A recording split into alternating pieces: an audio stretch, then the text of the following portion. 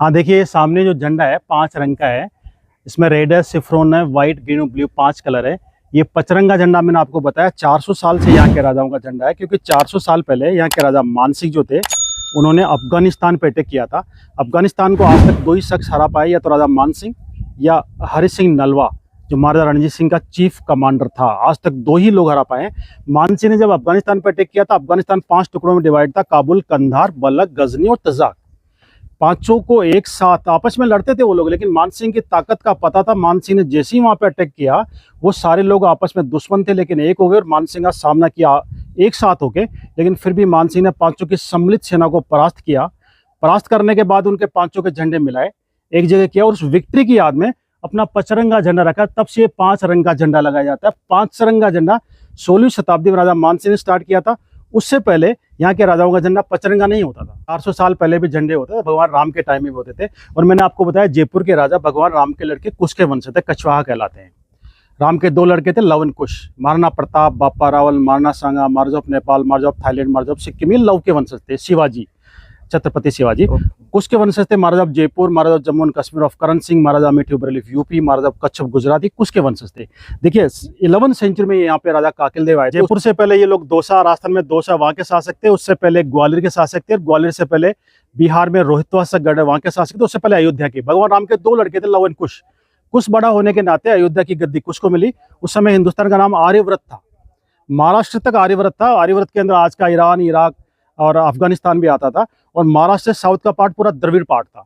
द्रविड़ जो थे वहाँ पे द्रविड़ों का शासन था। और जो आर्यव्रत था उसके अंदर अयोध्या को गद्दी मिली कुश को, और लव को मिला उत्तरी आर्यव्रत, जिसमें आज का पाकिस्तान है, जिसमें सिंध प्रांत आता है। और पाकिस्तान के अंदर सिंध प्रांत के अंदर एक लाहौर नाम का एक शहर है। राजा लव ने ही लाहौर बसाया था। उसका नाम लौहार था। समय के साथ में काफी नाम अपभ्रंश हो जाते हैं, उसका नाम लाहौर हुआ और लव के नाम पे है वो। जो पाकिस्तान इंडिया का पार्ट था, पहले इंडिया से बाद में अलग हुआ है। तो लव की राजधानी थी वहाँ पे लाहौर, लौहार नाम था। और राजा लव का ही वंशज था बाप्पा रावल 8 सेंचुरी में। और बाप्पा रावल की बड़ी डिटेल स्टोरी है, मैं आपको बताऊंगा, बड़ी इंटरेस्टिंग स्टोरी है।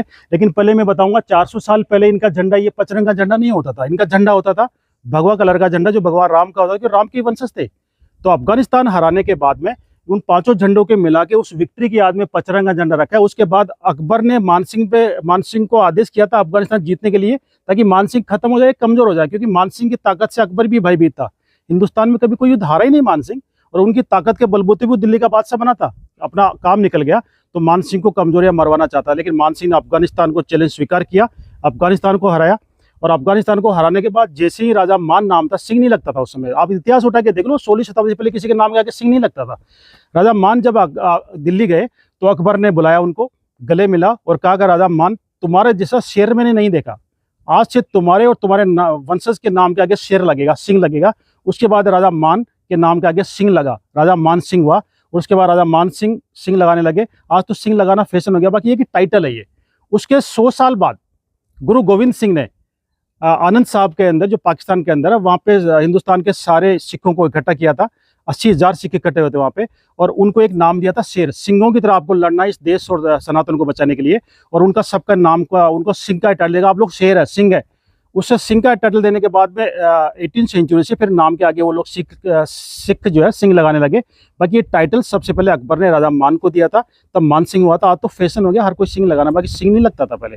भगवान दास, भारमल, देव, दास ही लगते थे। भंवर जी, आपने एक पर्सनल अपनी बात हो रही थी, तो आपने बताया था कि यहाँ अभी पंचरंगा झंडा लगा है, लेकिन आपने बोला था कि जब यहाँ कोई होता है, कौन होता है पता नहीं मुझे, आप बताएंगे, कि दूसरा झंडा भी लगता है। बोले तो 2 झंडे भी लगते हैं। 2 झंडे लगते हैं, उसके बारे में थोड़ा बताएंगे। राजा अगर जयपुर में होते, इस बात का सिग्नल था, ये प्रजावत्सल होते थे। राजा कौन? राजा जो आमेर के राजा, जो मतलब जयपुर के राजा, आमेर के राजा, जो फिर जो अभी जयपुर के राजा थे, इनके पूर्वज आमेर के राजा थे। जयपुर आमेर के राजा मानसिंह थे। मानसिंह के समय में यहाँ पे मानसिंह से पचरंगा झंडा स्टार्ट हुआ है और एक झंडा लगता था। लेकिन मानसिंह अपने प्रजा को समय नहीं दे पाए थे। वो ज्यादातर युद्ध में बिजी होते थे, काबुल, कंधार, बलख, गजनी, साउथ के अंदर। तो अपने प्रजा को समय नहीं दे पाए। हालांकि वो राम राज्य स्थापित करने के लिए उन्होंने पूरे प्रजा में टैक्स फ्री कर दिया था। लेकिन टैक्स फ्री नहीं होता, पब्लिक की कुछ समस्या भी होती है। जब राजा से पब्लिक का संवाद नहीं होता है, पब्लिक मिल नहीं पाती है, तो अपनी समस्या कैसे सोल्व हो। इसलिए वो भेष बदल के अपनी आमेर की प्रजा के अंदर, उस समय जो अफगानिस्तान से वापस आए तो आमेर से कई किलोमीटर पहले रात को अपनी सेना का पड़ाव किया वहाँ पे।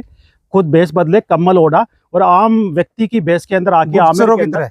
हाँ गुप्तचरों की हाँ। सर्दी के अंदर आके जो लोग आमिर के पहले अलाउड आग जला के तापते थे, लोग बैठे हुए थे मतलब कम्बल लोगों ओढ़ से के, संपर्क करने करने के लिए, ताकि प्रजा की दुख दर्द मालूम कर सके। हाँ हाँ हाँ। तो वहां पे लोग बैठे थे, ताप रहे थे, तो वहां के आके बैठते, राहगीर की तरह के लोगों ने पूछा भाई कहाँ जा रहे हो। पहले ये होता था, कोई पहले लोग ऐसे राजा करते थे, ऐसा राजा ये काम करते थे। कहानियां और ये भी था गाँव के अंदर, गाँव में तो आज भी है, कोई मान लो अनजान आदमी भी आ रहा है, जंगली जानवर थे, तो लोग बोलते भाई कहाँ से आए हो, कहाँ पे जाओगे, रात का समय हो गया, नेचुरली तो रात को यहीं पे रुको। आज भी नेचुरल करते ही है, रात को रुको, सुबह तुम चले जाना। जंगली जानवर का भाई अकेले हो मत जाओ, कौन हो तुमने बता, किसी जगह नाम बता दे, वहां से हूँ, उस जगह जाना है, तो नहीं अभी रात का समय यहीं रुको।